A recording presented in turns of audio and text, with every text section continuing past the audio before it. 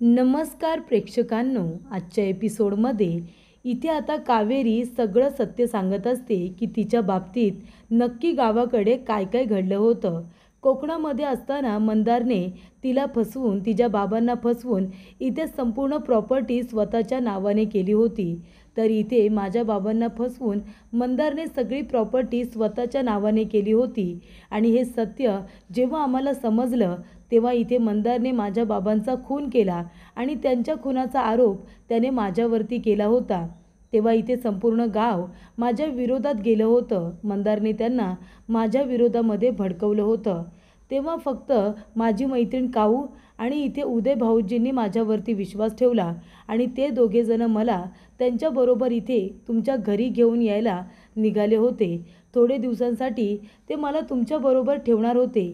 पण त्याच वेळेला येत असताना गाडीचा खूप मोठा अपघात झाला. गाडीचा अपघात झाला आणि तेव्हा मी चिकूला घेऊन गाडीतून बाहेर पडले आणि गाडी येथे दरीमध्ये कोसळली.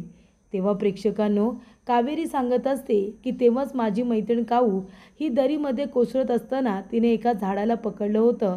मी तिला अडवण्याचा, वाचवण्याचा खूप प्रयत्न केला, पण तिचा हात सुटला फांदीवरून आणि ती खाली पडली. पण जाता जाता तिने माझ्याकडून एक वचन घेतलं होतं.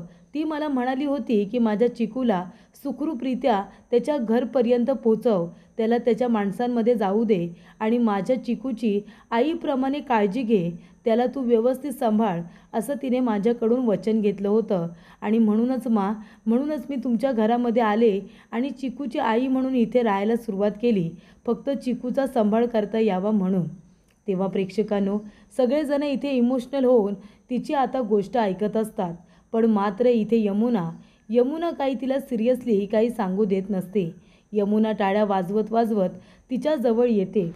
कावेरी तिच्याकडे बघायला लागते. तेव्हा यमुना म्हणत असते, काय कावेरी, काय तू इथे स्टोरी सांगितलीस ग?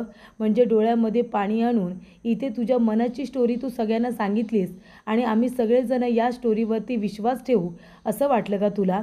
खरंच तुला असं वाटलं की आम्ही तुझ्या या बोलण्यावरती विश्वास ठेवू म्हणून? अजिबात नाही.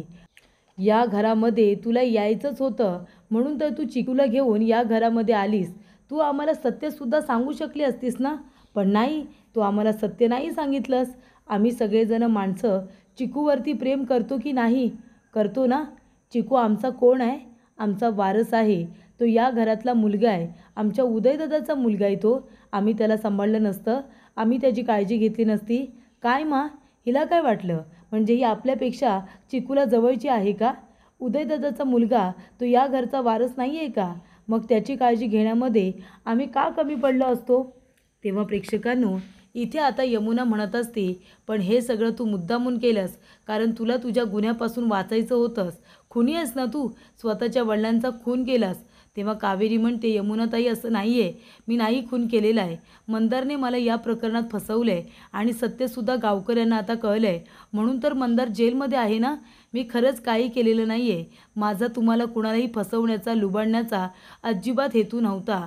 मी काही केलेलं नाही आहे. मला फक्त चिकूची काळजी घ्यायची होती आणि म्हणून मी या घरामध्ये राहत होते. तेव्हा यमुना म्हणते, गप्प बस गा तू खोटारडे, तू मुद्दामून आमच्या घरामध्ये घुसली आहेस ना, कारण तुला आमचं घर लुबाडायचं होतं म्हणून.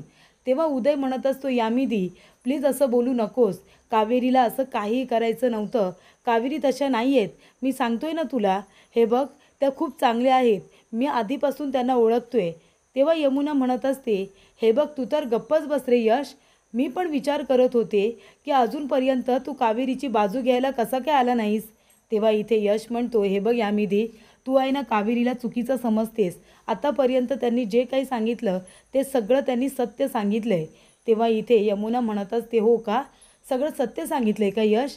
पण यश, तू का तिची बाजू घेतोस रे? म्हणजे मा, तुला कधी संशय नाही आला का गं? म्हणजे इथे यश प्रत्येक वेळेला, प्रत्येक बाबतीत कावेरीची बाजू का घेतो? तुला आत्तापर्यंत संशय नाही आला? पण मला माहिती आहे ना, यश प्रत्येक वेळेला कावेरीची बाजू का घेत होते. आणि यश, आधी तू माझ्या एका प्रश्नाचं उत्तर दे. नेहमी हिला कोण काही बोलायला गेलं की तू तिची बाजू घेऊन भांडायला का येतोस? सांग ना, का येतोस तू भांडायला? आणि अजून एक महत्त्वाची गोष्ट, उदयदादाचं लग्न झालं तरीसुद्धा तू त्याच्या टचमध्ये होतास ना. मग उदयदादाची बायको नक्की कोण आहे हे तुला माहिती असायला हवं होतं. म्हणजे इथे उदयदादाची बायको ती कावेरी, बरोबर ना? आणि ही कावेरी कोण आहे? सावंत. तर ही कावेरी सावंत उदयदादाची बायको नाही आहे हे तुला आधीपासून माहिती होतं. मग तरीसुद्धा हे सत्य तू का बरं घरातल्या लोकांना सांगितलं नाहीस? सांग ना, का नाही सांगितलंस तू सगळ्यांना? तेव्हा इथे आता कावेरी ही गप्पच उभी असते. यमुना म्हणत असते, यश, याचा अर्थ तुम्ही दोघेजणं मिळून या घराची फसवणूक करत होता का? तू सुद्धा सामील होतास यांच्या प्लॅनमध्ये. सगळं माहिती असूनसुद्धा तू सगळ्यांना अंधारात ठेवलंत, फसवलंस तू सगळ्यांना. तेव्हा प्रेक्षकांनो, यश म्हणत असतो, यामिनी प्लीज प्लीज गप्प बस. तेव्हा कावेरी इथे आता काय बोलावं तिला काहीच कळत नसतं. तेव्हा इथे सुलक्षणा म्हणत असते, यश, अरे तिच्यावरती ओरडतोयस काय? मग तिच्या प्रश्नाचं उत्तर दे ना. तुला माहिती होतं ना की इथे कावेरी म्हणजे काऊ ही खरी आपल्या उदयची बायको आहे आणि ही मुलगी नाही आहे. मग तू सत्य आम्हाला का सांगितलं नाहीस? तेव्हा इथे यमुना म्हणते, अगं मा, यश कसं काय तुला सत्य सांगेल?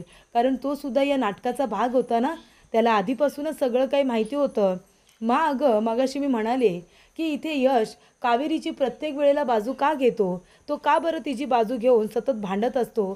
तुला माहिती आहे का? नाही माहिती का तुला? तेव्हा प्रेक्षकांनो, इथे आता यमुना म्हणत असते की मा, अगं इथे कावेरी आणि यश सातत्याने एकमेकांची मदत करत होते, एकमेकांची बाजू घेत होते, कारण या दोघांचं अफेअर आहे मा. या दोघांचं एकमेकांवरती प्रेम आहे, म्हणून हे दोघेजणं सतत एकमेकांची बाजू घेत असतात. तेव्हा सुलक्षणाला राग येतो आणि सुलक्षणा इथे आता कानाखाली मारायला जाते यमुनाच्या थोबाडीत देणार.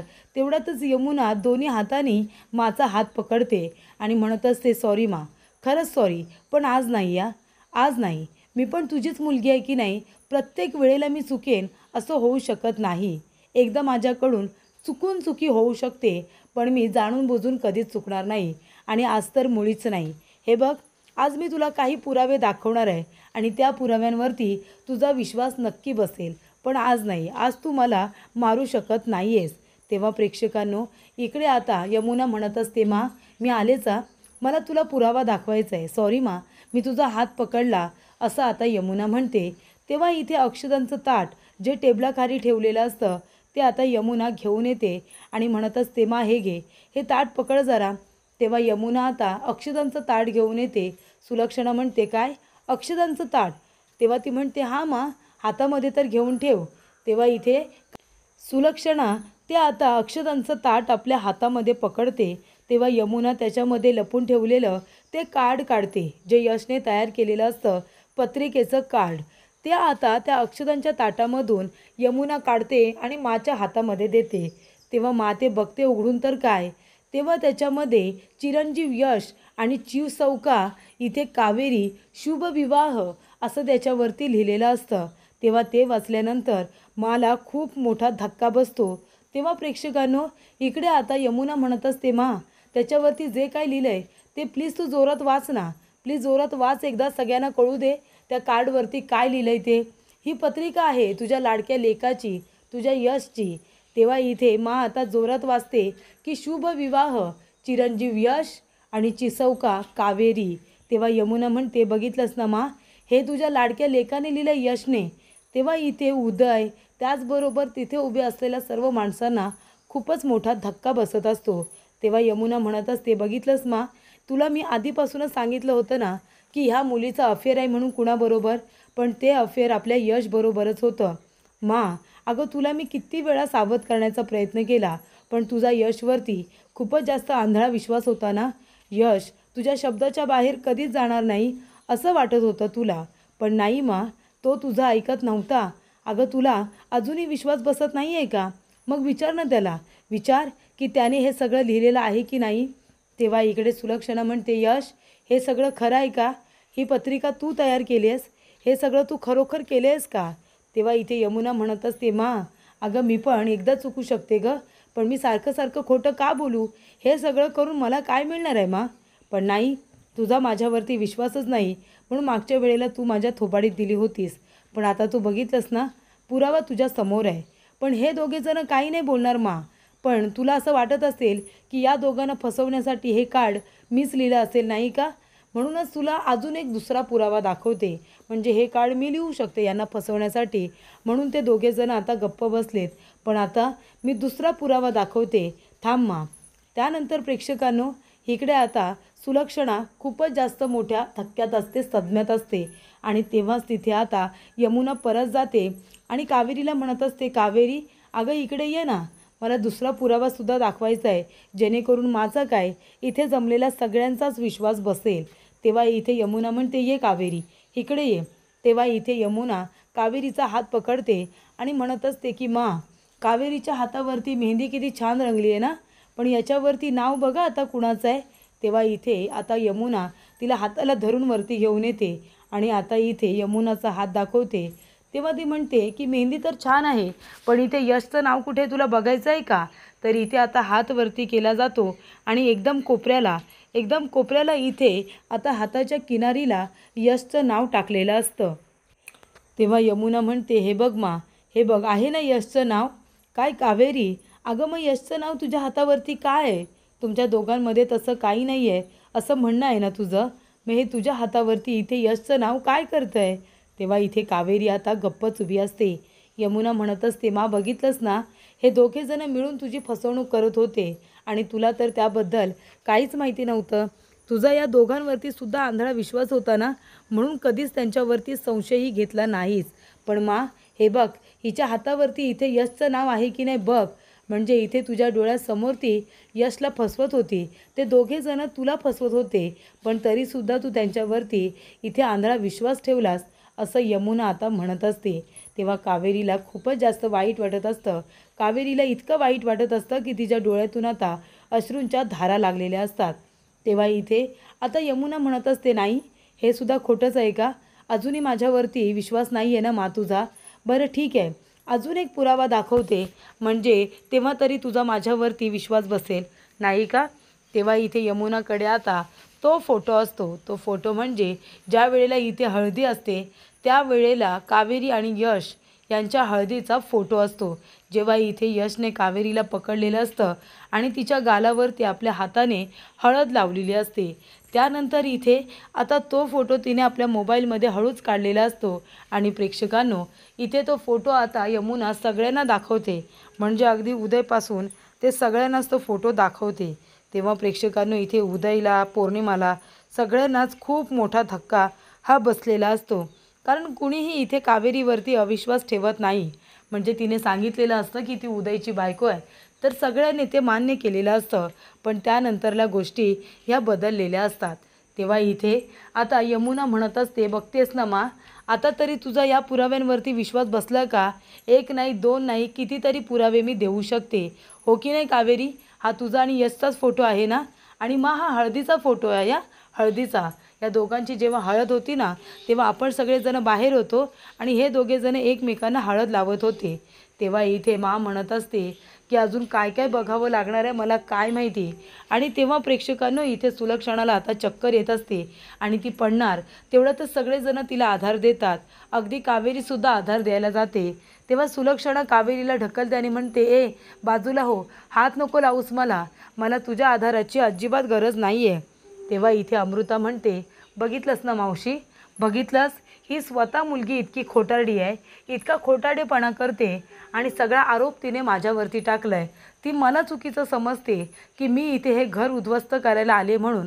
कुठला तो रस्त्यावरचा फुलवाला, त्याला पैसे देऊन माझ्या विरोधामध्ये खोटं बोलायला सांगितलं आणि माझ्या विरोधात खोटी साक्ष द्यायला सांगितलं. आणि तरीसुद्धा तुम्ही सगळ्यांनी माझ्यावरती चुकीचे आणि खोटे नाटे घाणेरडे आरोप केले. तेव्हा प्रेक्षकांनो, इथे आता अमृता म्हणत असते, आणि मावशी तरीसुद्धा मी तुला चुकीची वाटत असेल ना, तर मी जाते आणि शिक्षा भोगते. तेव्हा तिथे आता दिवा लागलेला असतो आणि दिव्यावरती जाऊन आता अमृता आपला हात ठेवते. तेव्हा प्रेक्षकांनो, इथे आता अमृताने दिव्यावरती हात ठेवल्यानंतर त्या ठिकाणी पौर्णिमा आणि तिची आई माधवी दोघीजणी धावत पळत येतात. तेव्हा पौर्णिमा म्हणते, अमृता हे बघ, तू स्वतःला शिक्षा करून घेऊ नकोस, या सगळ्यामध्ये तुझी काही चूक नाही आहे. जर कुणाची चूक असेल ना, तर त्या कावेरीची चूक आहे, जिने तुझ्यावरती हे आरोप केलेले आहेत. हे बघ, तू अजिबात इथे स्वतःला नको शिक्षा करून घेऊ, आमचा विश्वास आहे तुझ्यावरती, तू इतकी चुकीची कधीच वागणार नाही आहेस. तेव्हा अमृता म्हणते, बघितलंस ना मा, मावशी बघितलंस ना तू, अगं ह्या कावेरीने माझ्यावरती नको नको ते आरोप केले. का केले ते कळलं असेलच तुला, कारण तिला यश बरोबर लग्न करायचं होतं ना, तिला फसवायचं होतं त्याला, म्हणूनच तिने हे सगळं केलं. काय गं आई, असं का होतं? नेहमी चांगल्या माणसाच्याच वाट्याला इतकं दुःख का येतं? तेव्हा इकडे माधवी म्हणते, कारण चांगल्या माणसाच्याच आयुष्याला खूप जास्त कठीण परीक्षा द्याव्या लागतात आणि खूप काही आरोप वगैरे सहन करावे लागतात.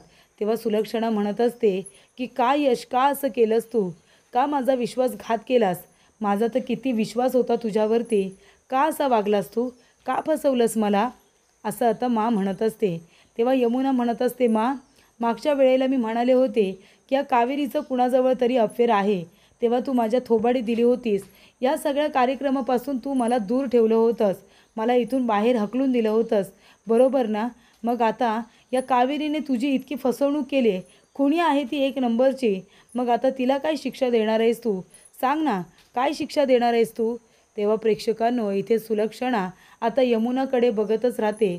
सुलक्षणाला कळतच नसतं की आता कावेरीला काय शिक्षा द्यायची, कारण आता घडलेला प्रकार सगळा समोर आलेला असतो. पण हे सुद्धा सत्य आहे की कावेरीने माच्या मनामध्ये जागा निर्माण केलेली असते. त्यानंतर प्रेक्षकांनो, पुढील भागामध्ये इथे यमुना म्हणते, काय गं कावेरी, निदान बाबांच्या मनाचा तरी विचार करायला हवा होतास ना, त्यांचासुद्धा विचार मनात नाही आला तुझ्या. तेव्हा इथे कावेरी आता बाबांना बघण्यासाठी आतमध्ये आलेली असते. तर तिथे एक काठी असते आणि इथे काका जमिनीवरती कोसळलेले असतात. तेव्हा सगळेजण धावत पळत येतात आणि म्हणतात, काय झालं, काय झालं?